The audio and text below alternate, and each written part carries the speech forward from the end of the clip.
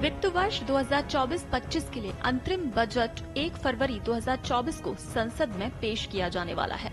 भारत की पहली पूर्णकालिक महिला वित्त मंत्री निर्मला सीतारमण का ये छठा बजट होगा। वहीं केंद्र की नरेंद्र मोदी सरकार का ये 12वां बजट होगा।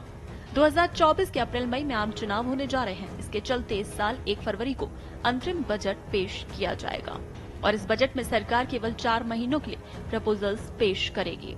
तो आइए जानते हैं देश के इस बजट से जुड़े कुछ दिलचस्प फैक्ट्स। बजट पेश करने की तारीख में बदलाव। जी हां, साल 2016 तक केंद्रीय बजट पारंपरिक रूप से फरवरी के आखिरी वर्किंग डे पर पेश किया जाता था, यानी कि 28 या 29 फरवरी को। लेकिन फिर साल 2017 में बजट को फरवरी के आखिरी दिन के बजाय पहले दिन पेश किए जाने की परंपरा शुरू हुई। तत्कालीन वित्त मंत्री अरुण जेटली ने पहली बार 1 फरवरी 2017 को देश का आम बजट पेश किया। बजट पेश करने की तारीख बदलने की वजह थी कि देश में वित्त वर्ष का साइकिल अप्रैल से मार्च है। वहीं बजट पेश करने के वक्त में भी बदलाव हुआ।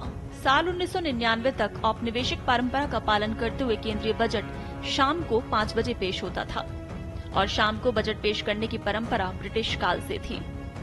आजादी के पहले इस बजट में भारत के लिए भी बजट का आवंटन शामिल रहता था, इसलिए भारत में भी उसी समय बजट पेश किया जाना जरूरी था। ब्रिटेन में जब सुबह के 11 बजे होते हैं, उस समय भारत में शाम को 5 बजे होते हैं। इसीलिए भारत में बजट पेश करने का समय शाम 5 बजे था। लेकिन फिर 27 फरवरी 1999 को अटल बिहारी वाजपेयी के नेतृत्व वाली एनडीए सरकार के दौरान तत्कालीन वित्त मंत्री यशवंत सिन्हा ने पहली बार आम बजट सुबह 11 बजे पेश किया और तब से देश में बजट सुबह 11 बजे ही पेश किया जाने लगा। अब बात हलवा सेरेमनी की। बजट पेश करने से एक सप्ताह पहले एक हलवा सेरेमनी आयोजित की जाती है, जिसमें वित्त मंत्री वित्त मंत्रालय के अधिकारियों के बीच हलवा वितरित करती हैं। इस सेरेमनी के साथ ही बजट को अंतिम रूप देने का काम शुरू हो जाता है। सेरेमनी के बाद बजट की प्रिंटिंग से जुड़े वित्त मंत्रालय के कर्मचारी प्रिंटिंग शुरू होने से लेकर बजट पेश किए जाने तक नॉर्थ ब्लॉक के बेसमेंट में बनी प्रिंटिंग प्रेस में रहते हैं, ताकि बजट की गोपनीयता बनी रहे और इस दौरान सुरक्षा के भी कड़े इंतजाम किए जाते हैं। अब बात डिजिटल पेपरलेस बजट की। कोविड महामारी को देखते हुए वित्त वर्ष 2021-22 के केंद्रीय बजट यानी बजट 2021 को पहली बार पेपरलेस रूप में पेश किया गया था। संसद सदस्यों और आम जनता द्वारा बजट दस्तावेजों की परेशानी मुक्त एक्सेस के लिए केंद्रीय बजट मोबाइल ऐप भी लॉन्च किया गया था। इसके बाद बजट 2022, बजट 2023 भी पेपरलेस रहा। डिजिटल बजट अब एक टैब में रहता है। साल 2018 तक देश के केंद्रीय वित्त मंत्री बजट को चमड़े के ब्रीफकेस में संसद ले जाते थे, लेकिन ये परंपरा अब खत्म हो गई। वित्त मंत्री निर्मला सीतारमण ने साल 2019 से एक नई परंपरा शुरू की, जिसमें उन्होंने बजट को लाल पाउच में लेकर आना शुरू किया। बजट 2 हिस्सों में होता है। केंद्रीय बजट में 2 भाग होते हैं, वार्षिक वित्तीय विवरण या रेवेन्यू और खर्च।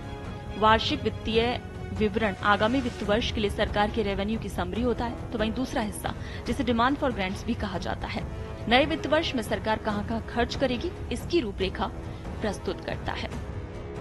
संसद में केंद्रीय बजट पेश करने से पहले वित्त मंत्री मंजूरी लेने के लिए राष्ट्रपति भवन में राष्ट्रपति से मिलती हैं। वित्त मंत्री वित्त मंत्रालय से बजट और बजट टीम के साथ राष्ट्रपति भवन पहुंचते हैं और ये परंपरा कई वर्षों से चली आ रही है। वहीं बजट के बारे में एक बात ये भी है कि देश में एक ऐसा बजट भाषण भी हुआ जो केवल 800 शब्दों का था।